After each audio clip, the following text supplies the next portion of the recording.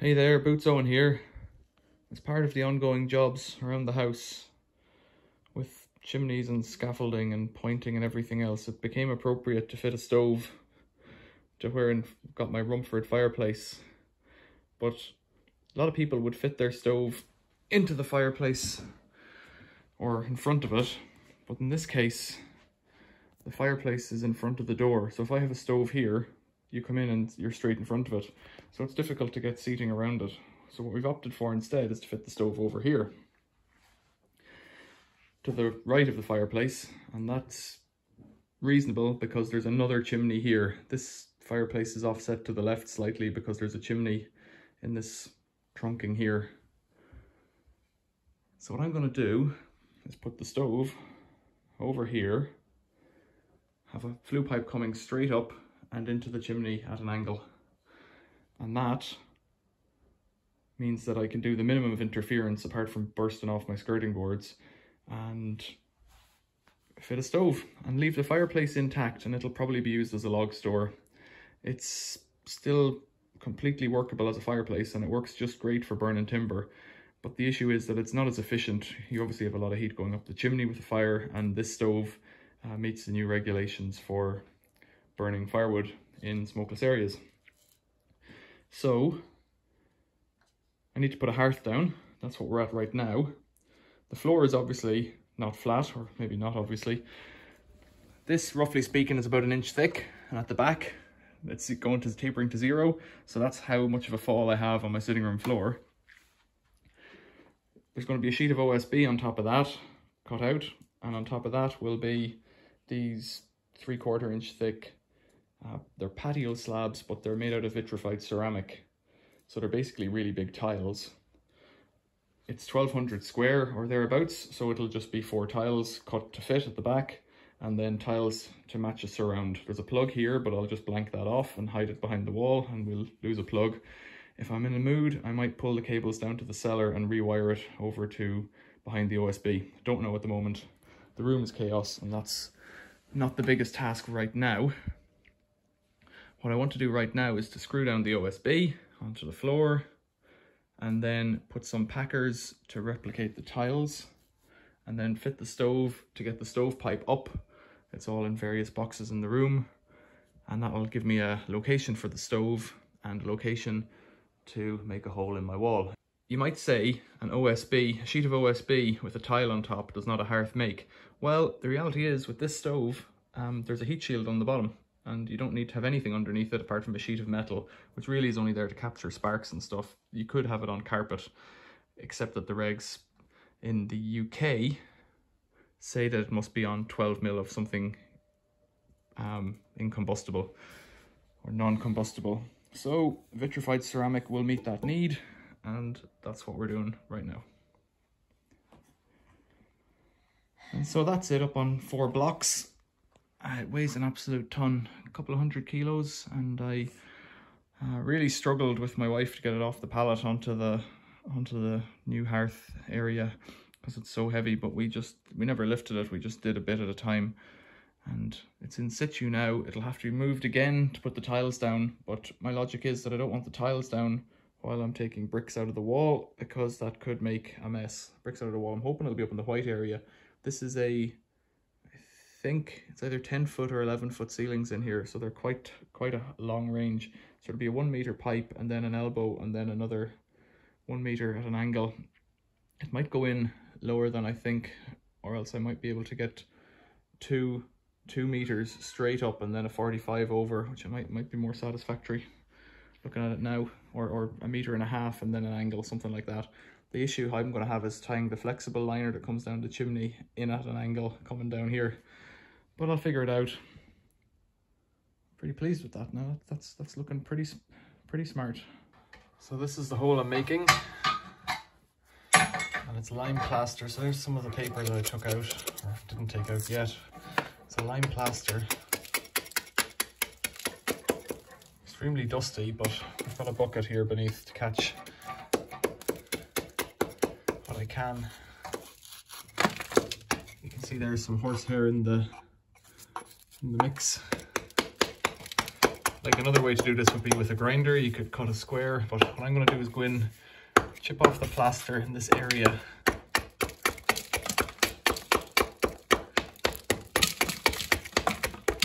Hopefully find some bricks. It's very thick. Once you start making a hole in the wall, there's some kind of an inevitability about the whole thing. There's one brick, here's another brick, there's one brick, and there's another brick going in that way, there's another full brick. So I think what I'm going to end up doing is taking it right out into here and taking out the bottom brick and the top brick and smashing this brick and this brick. I could drill a line of holes and smash it, or I could just beat it really hard with a lump hammer and a big chisel or a little chisel. So I'm going to trim this out right into the corner and come back again. So now it's probably a bit clearer. There's a brick on top. I've opened it out a bit more and a brick on the bottom and 2 half bricks in the center. And I've got probably the fastest thing to do is just to get the hammer drill out and drill out all that mortar.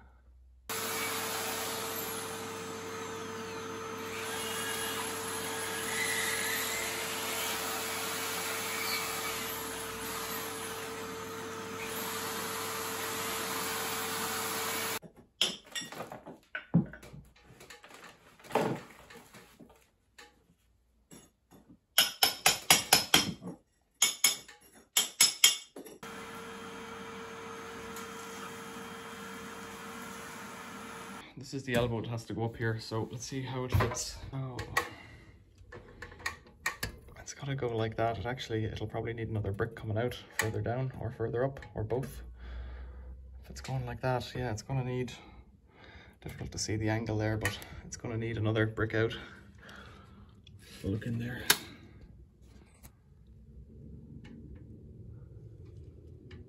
There's the sky. There's what it looks like down below where the bricks fell. You can see like they leave out big gaps of bricks and stuff. Any broken stuff just got put onto the inside and no great worry about it. But by putting a liner on, it means we don't need to worry too much about these things. There's the bricks that fell down. They're on the floor of the, might be a smoke shelf down there or something. This was a chimney that came up from the cellar below. So this chimney came up from a unit in the cellar, maybe a boiler or something from years ago, but now it's completely redundant. I think before I tidy up, I really need to take out another brick. I think I'm going to do it on the lower side. And I'm going to have to drill through this one. The drilling is quite tedious, but it is what it is. And you can see I started off the best of intentions of keeping everything clean, but it gets dirty very, very quickly.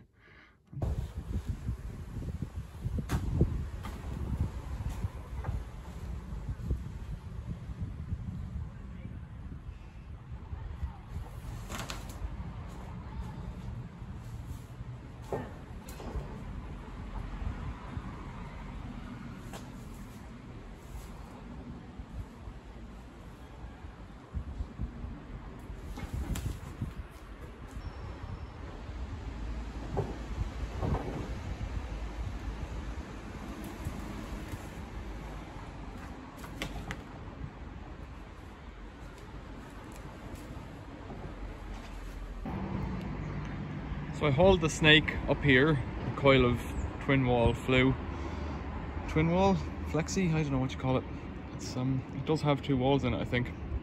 Anyways, hauled it up. It has an arrow on the side which points upwards, so this end has to go down. So what I did was I made 3 cuts like this in the tip, and then squeezed it to make it pointier. Not much, but it's a little bit smaller than it was. Then I wrapped that in tape, and then I tied a rope on it. So I'm going to dangle the rope down and make sure it goes down the right passage, and then see if I can feed it in, and if I can't, I'll have to use the rope and an assistant to help. I'm going to try and do it on my own this morning, but oh, I made that hole with a screwdriver and a hammer. It's not elegant, but it gets the job done. I'm going to wrap a bit more tape around it as well, just in case, because I have a feeling that once you do this, it becomes very brittle or delicate. Just a tear could run off on it.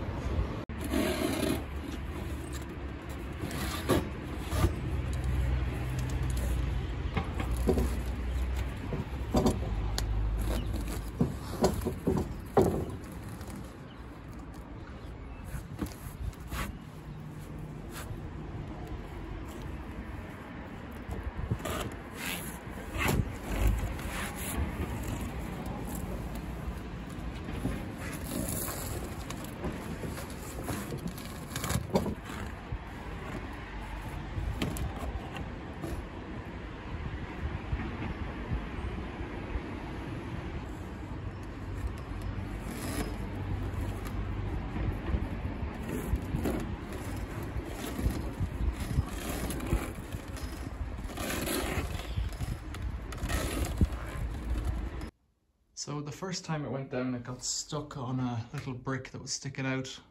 This chimney had two chimneys merging into one. So I hauled it up and had a look and thought what was going on, and then tried again, and it went down a bit further and it got stuck on another brick. So I ended up doing, to make it work, I noticed the edge, the pointy bit had become a bit, it had a bit of a bit hanging out on the side, probably this side here.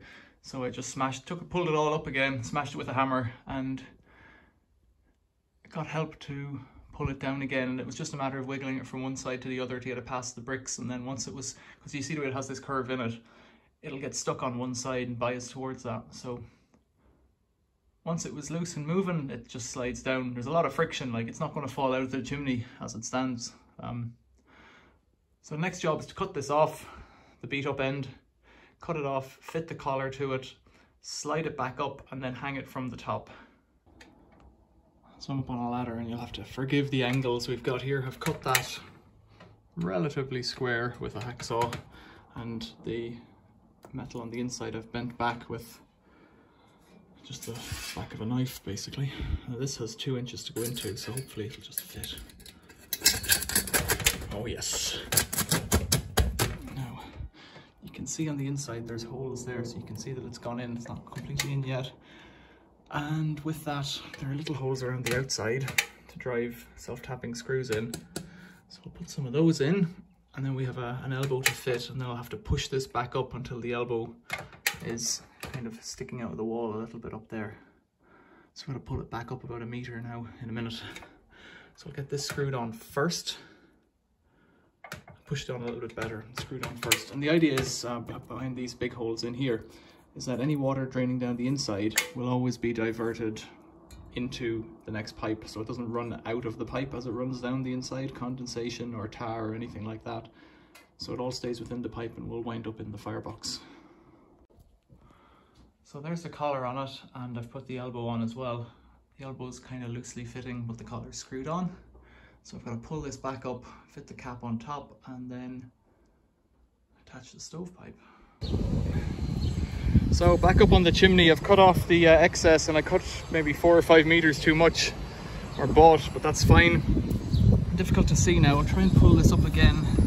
So that's the pot hanger, and the inner straps just go down it and are clamped on with one hose clip, and that's it. And you put it on and it grips, and there ain't much to it. And then you push that down until it's right down. It's got a bit of a twist in it or something maybe. You push that down, I'll give it a jiggle now without the camera in my hand. And then these straps go in, get folded up, and the other Jubilee clip just goes around the chimney there. It'll make sense in a second. So there's the finished article. There isn't much to it when it's like this. You wouldn't know all that hassle below, but I've just folded up the ends just to give it a bit of a neatness. It doesn't really do anything. And that's the hose clip there. It's just on tight. Not too tight. You don't want to break it. Not much to it. Oh, thank God that's done. So here's the stage I'm at now. I've got the tiles fitted to the wooden base with no more nails or instant nails or something like that. Likewise the wall. It's very hard to find a tile adhesive, I found, that joins porcelain of such a large format to wood.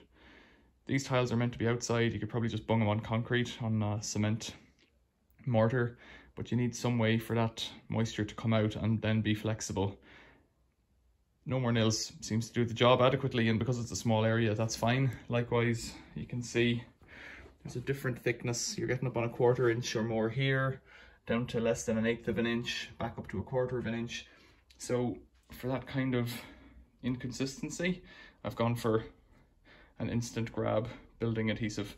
Then I've done the grouting this morning. So these lines here, the main cross and the vertical at the back are grouted, but all the other ones, all the other verticals will need to be masticed, because in theory they're the flexible joints, if you want to be extra careful about it. So here I'm going for lead mate because it's grey mostly, and because I've got 2 half tubes of it to use up. I'll do that on the 2 verticals here and here, and another one over here today, only a little tiny slip in there. And then I'll come back and do the back of it probably tomorrow, or maybe tonight, when this one's gone off and the grout has dried. The grout's rated up to 6 mil or something, and mine is probably 8 mil. So we'll see how that finishes, but it's just tiling in terms of grout. You can find a million other videos about that. Then once that's done, I get the stove in here, and then get the pipe in up to there. And you can see that pipe, it's just ready to go in there. And then somehow with the stove in position, I have to brick that back up, which is going to be the trickiest job of all. I might bring in the scaffolding from outside, but I don't really want to. I can't stand on the mantelpiece because I don't think it'll take my weight. And then there's some paint touching up jobs to do, and I need to paint that bit up there white again because it's a bit stained. So I'll put on some more masking tape and put on this sealant.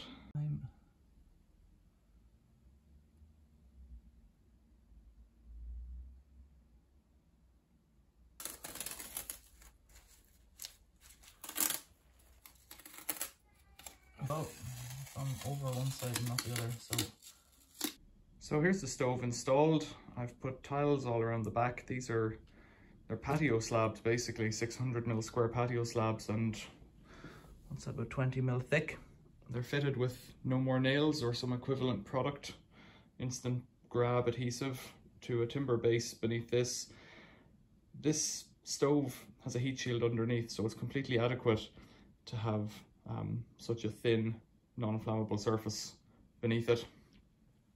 It's set out a good deal, about 200 there and probably 300 or more from the back, likewise the chimney. And in theory it complies with all the regs. I wonder if it complies with the regs for this little picture rail here, but I wasn't going to move it. I haven't painted up there. You can see where it's a bit shadier. It's actually plainer off camera. That's filler that's miraculously white on top of my lime work. The inspection hatch is a brushed stainless finish, which I thought was bizarre given that it should be enamel, but that's what's on it and I haven't bothered to do anything about it. This section of enamel is slightly different because it's a piece I had left over and I fitted a damper. So let's turn that to be open, that damper, and let's crack on with giving it its first firing. So with the curtains closed, it's still a bright day outside. You can still see the reflection of my knee there and the camera tripod. But the wood that's in it is burning, and it does appear to be quite clean now. I think I messed up somehow lighting it at the start, too smoky, by closing the door too quickly. That's my impression, but the instructions are rather vague. So I'll leave it for a while and see what I think. So it's about 2 hours later, I would say, from when I lit the fire, and it still has one of those 3 logs, and it's alone, and it's burning quite happily on its own. There's another log in the back there that's difficult to see, that's mostly turned to ash, but it looks like it has a bit of crust, and the other bits have all disintegrated into nothing. But that single log, it's just a piece of pine. It's an offcut of a pine beam that was very light, you know, it wasn't very resinous or anything, particularly heavy, and it's doing just grand. And the glass is quite clear. There's a bit of a shadow on it. It seems to be working quite well. Quite pleased with that now. The initial smoking thing was probably my own fault.